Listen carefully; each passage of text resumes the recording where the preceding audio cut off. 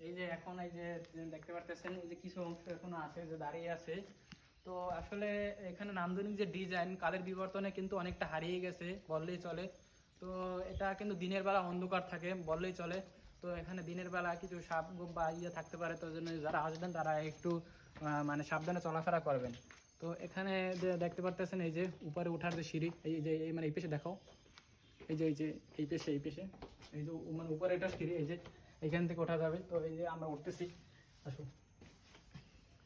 মানে আমার কাছে দিও। ও সমস্যা, যাও, ওডো ওডো ওডো, তুমি ওডো। উঠতে পারবা? হুম। একটা মোবাইল আমার কাছে দাও,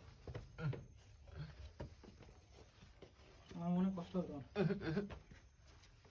তো এই যে দেখতে পারতেছেন আসলে আপনাদের জন্য এই ভিডিওটা করা। আপনি দেখতে পারতেছেন এই যে এটা কিন্তু সম্ভবত এটা দোতলা বাড়ি ছিল।